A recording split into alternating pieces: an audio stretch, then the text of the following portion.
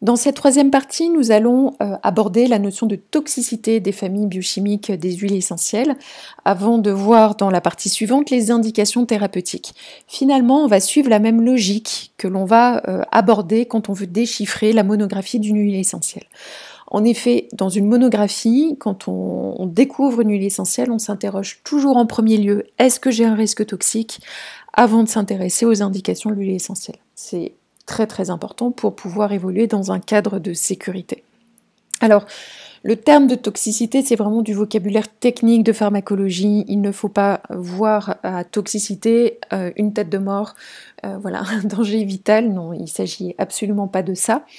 Et puis, pour pouvoir réfléchir rationnellement, être dans un cadre de réalité, je vais beaucoup insister sur cette notion-là parce que je vois trop de fabulations qui sont apportées aux huiles essentielles qui n'existent pas. Donc pour parler d'un réel risque toxique, vous devez toujours remettre en rapport sur 3 critères d'usage de l'huile essentielle. Quelle est la voie d'administration qui est utilisée, dans quelle quantité et sur quelle notion de temporalité. C'est les 3 critères qui vont vous permettre de réfléchir de manière rationnelle et concrète, d'autant plus, ce qu'il faut bien se remettre dans justement une réalité, c'est que généralement vous posez la question de toxicité quand vous avez un accident ménager, voilà, problème d'usage de l'huile essentielle.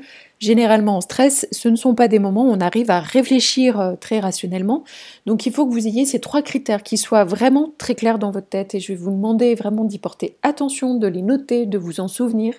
3 critères, voie d'administration, quantité, temps. Donc qu'est-ce que ça veut dire? Donc les voies d'administration, on en a 3 principales, la voie orale, la voie cutanée, la voie respiratoire. Il est certain que la voie orale est la voie d'administration qui a le plus de risques toxiques par rapport à la voie cutanée qui elle-même a plus de risques toxiques que la voie respiratoire. Donc entre avoir ingéré une huile essentielle qui aurait un risque toxique qu'on va développer après et l'avoir respiré 2 minutes sur un mouchoir, c'est pas le même monde. Pour la quantité, si je l'ai ingéré 2 gouttes ou si j'en ai ingéré 10 gouttes, c'est pas la même histoire. Et puis la notion de temps, là encore, si ça a été une fois ou ne serait-ce que sur une journée ou si j'en ai pris 4 fois par jour sur 3 semaines, c'est pas la même réalité. Donc c'est vraiment important, ça va éviter de raconter tout et n'importe quoi sur les huiles essentielles. Donc, qu'est-ce qu'on peut prendre en exemple? Moi, j'en ai de nombreux, on va dire, dans le quotidien, qui vont permettre d'illustrer un petit peu, ce manque de réalisme parfois. Alors, le premier, le plus courant, c'est pour les femmes enceintes. Les femmes enceintes, donc il y a une précaution d'emploi générale, pas d'usage d'huile essentielle chez la femme enceinte. Et ça, c'est très bien, je remets pas du tout ça en question, mais ce sont des notions de précaution générale pour le consommateur et pour la population non formée aux huiles essentielles ou non conseillées. En fait, il y a quelques huiles essentielles qui peuvent être utilisées avec des posologies bien particulières et un cadre-temps bien particulier. Donc en effet, il faut le savoir, donc soit être formé, soit être très bien conseillé. Mais voilà, pour le consommateur général, pas d'huile essentielle chez la femme enceinte, et c'est très bien ainsi. Pour autant, voilà, on peut quand même réfléchir un peu correctement, parce que sinon on arrête de respirer et de boire l'eau du robinet.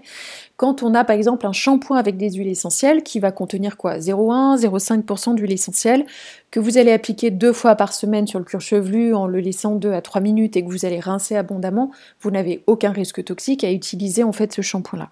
Donc vous terminez votre flacon, que vous n'en rachetiez pas derrière, soit, mais ça n'aurait pas de sens parce qu'il y a beaucoup de femmes enceintes qui jettent leurs produits à partir du moment où elles savent qu'elles ont une grossesse. Non, c'est totalement aberrant. Voilà, ou encore, j'ai mon fils qui a traversé une pièce où il y avait un diffuseur branché. Non, il n'y a pas de risque toxique. Alors, de manière aussi peut-être un petit peu plus questionnante, je vais vous raconter 2 histoires. La première, c'était alors une femme allaitante qui avait donc une mycose en bout de sein au niveau du mamelon et qui met un peu de palmarosa avec de l'huile végétale. Et il s'avère que elle apprend qu'elle démarre en fait une nouvelle grossesse. Donc elle s'inquiète parce que le palmarosa, et vous allez l'apprendre, est utérotonique. Donc ça tonifie, ça augmente la contractilité utérine, donc c'est formellement contre-indiqué en cas de grossesse. Donc dans ces moments-là, c'est là où je vous indique, il faut pouvoir réfléchir de manière rationnelle et concrète. Donc, les 3 questions, voie d'administration, quantité, temps. Donc, comment est-ce qu'elle l'a utilisé? Elle me répond par voie cutanée au niveau du mamelon. Ok, très bien. Bon, déjà, voie cutanée. Quelle dilution? 10% d'enduit végétal. Combien de fois vous en avez mis? 2 fois. Donc 2 fois de manière ponctuelle sur une journée et c'est tout, quoi. Donc il y avait absolument aucun risque, donc c'était tout à fait possible ici de la rassurer et que ça n'allait entraîner voilà, aucun risque sur sa nouvelle grossesse. Autre histoire qui là très clairement aurait pu très très mal se passer. Bon là en l'occurrence la personne m'a appelé le matin et elle me raconte après ce qui s'est passé pour elle dans la nuit. Le fait qu'elle m'appelle le matin fait que voilà, elle était sortie de tout danger, mais ça aurait pu se passer, donc bon, il faut aussi le raconter. La personne donc avait une pathologie infectieuse courante, une rhinopharyngite, voilà, quelque chose comme ça. Et donc dans la nuit, elle était totalement embrumée, fièvre, impossible de respirer. Elle se lève pour prendre son traitement. Et puis, entre autres, dans les différents produits, elle prenait du L52 de Lénig, donc des gouttes homéopathiques. Elle verse sa quinzaine de gouttes dans de l'eau et avale cul sec. Sauf qu'elle s'était trompée de flacon avec voilà, la fatigue, la nuit, la maladie. Elle se trompe de flacon, elle prend de l'amande poivrée. Mais comme elle sentait rien, elle n'avait même pas senti l'amande poivrée. Et là, très clairement, l'amande poivrée est une des huiles essentielles les plus courantes et les plus employées, alors que c'est une des plus toxiques. On va l'étudier juste après, donc avec la famille biochimique des cétones.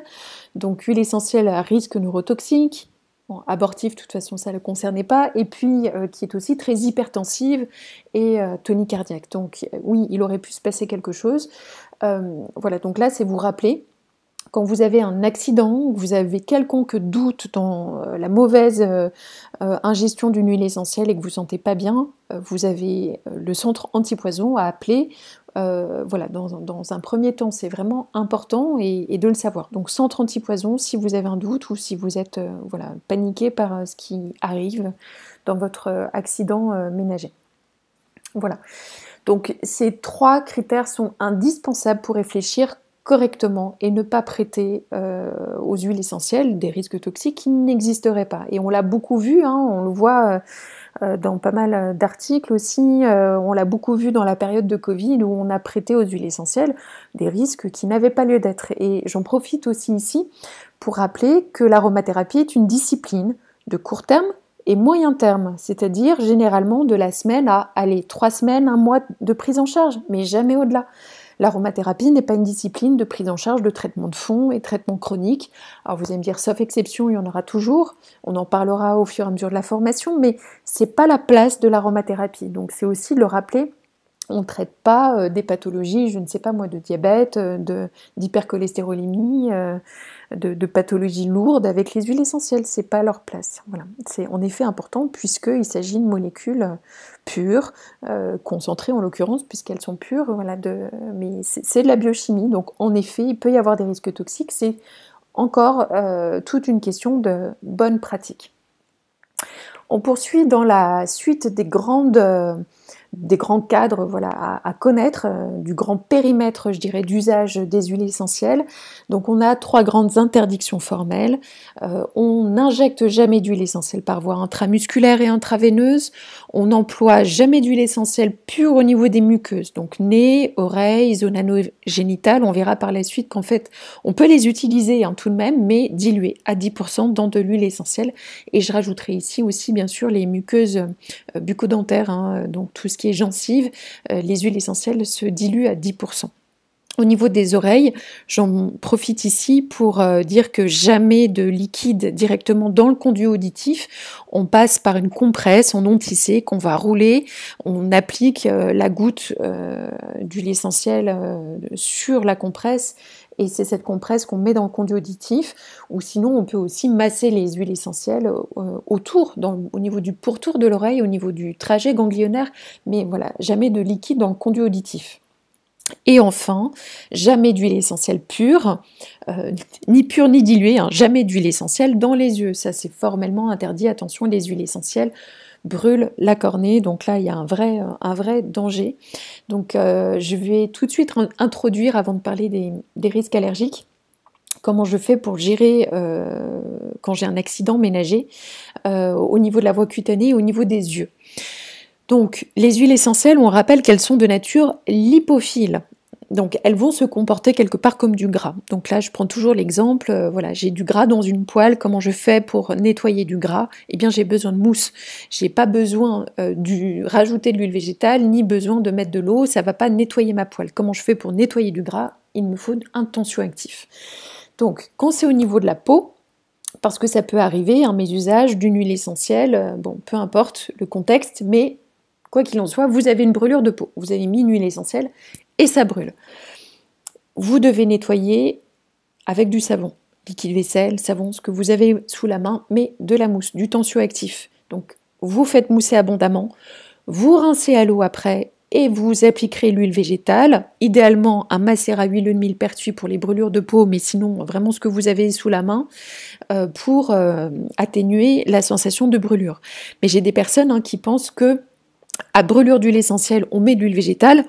Non, c'est pas suffisant. Il faut d'abord enlever en fait les huiles essentielles. Donc, il faut une étape tensioactif et après l'huile végétale pour calmer la brûlure. Mais comme on gère une brûlure en fait lambda. Au niveau des yeux, on ne va pas pouvoir mettre de mousse. On ne peut pas mettre de tensioactif au niveau des yeux. C'est pas possible. Donc là, on n'aura pas d'autre choix que de rincer à grande eau. Quand on dit à grande eau, c'est avec un jet un peu fort ici pour que on va chercher plus l'action mécanique en fait du jet d'eau pour essayer de racler les huiles essentielles au niveau en fait de l'œil. On n'aura pas le choix. Donc c'est pas très agréable, mais c'est le seul moyen qu'on ait pour essayer d'éviter une brûlure de cornée. Donc il ne s'agit pas d'instiller 2-3 gouttes gentiment de sérum phi dans l'œil. Si on a du sérum phi, c'est avec la pipette, voilà, on appuie fortement pour faire gicler le sérum phi et essayer de nettoyer l'œil. Et après, on va appliquer, là encore, de l'huile végétale et ce qu'on a sous la main dans ces moments un peu d'urgence. Donc si on est dans la cuisine, ça peut même être du beurre. De l'huile d'olive, votre huile d'amande douce, enfin voilà, on met un corps gras, on aura la vue floutée parce qu'on a du gras dans l'œil, mais ça c'est pas gênant, il vaut mieux avoir la vue floutée du fait d'un corps gras plutôt que d'avoir une brûlure de cornée. Et par contre, si a priori la brûlure est un peu importante, vous filez aux urgences, ça c'est principal. Au niveau des yeux, on rigole pas, donc c'est important de faire contrôler très rapidement.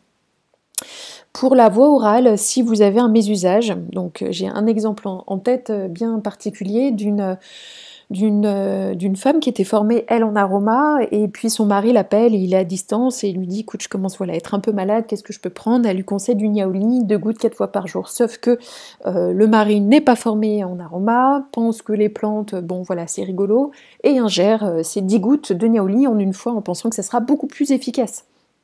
Et du coup, s'ensuit nausées, vertiges, sueur, voilà, il réagit très très mal à l'ingestion des 10 gouttes d'huile essentielle de niaouli.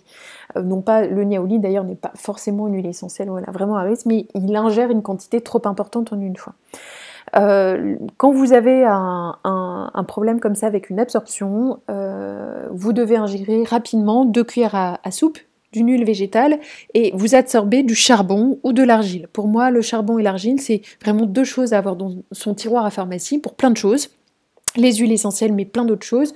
Dès qu'on a une intox alimentaire, quelque chose qui passe pas bien au niveau digestif, le charbon et l'argile sont des absorbants de toxiques et de toxines. Donc c'est vraiment le meilleur moyen que l'on a pour essayer d'absorber très rapidement un produit ingéré qui serait nocif, quel qu'il soit, et notamment une huile essentielle mal utilisée. Et puis là encore, derrière, n'hésitez pas à appeler le centre antipoison ou urgence en fonction du critère de réalité, là encore, du réel risque toxique dans ces moments-là. Donc pensez à toujours amener voie d'administration, quantité de temps, et puis après, selon votre possibilité, de quelle est la nature de l'huile essentielle. Est-ce que vraiment elle est à risque ou pas? Et c'est la suite de ce qu'on va voir là juste après. Pour terminer sur ces généralités des toxicités, donc la prévention des risques d'allergie, en soi les huiles essentielles ne sont pas plus allergisantes qu'un autre produit naturel ou chimique. C'est juste qu'il y a certaines familles biochimiques qui sont dermocaustiques, on va les étudier tout de suite, mais du coup elles sont caustiques, elles ne sont pas allergisantes. Donc il est certain que quand vous appliquez pur au creux du coude une huile essentielle d'origan, de sarriette ou de cannelle qui sont dermocaustiques, oui vous allez avoir une rougeur, mais là du coup c'est pas de l'allergie, c'est de l'irritation cutanée. Donc en tout cas, quelqu'un de réellement allergique, qui se sait allergique, qui est traité, il va faire un test d'allergie comme il le ferait pour n'importe quel nouveau produit d'usage cutané qu'il achèterait et qui s'apprêterait à utiliser. Donc 2 gouttes du produit, pli du coude ou pli du poignet, il attend un quart d'heure pour voir s'il y a une réactivité allergique. Mais donc ne confondez pas la causticité d'un risque allergique. En dernier lieu, on ne pratique pas d'aérosol thérapie chez les personnes allergiques et asthmatiques, voilà, sans ici conseil ou vraiment bonne pratique. Donc pas d'aérosol thérapie, là c'est principalement fait pour des risques de spasmes pharyngés. Voilà. Donc on va passer à l'étude des toxicités par famille biochimique.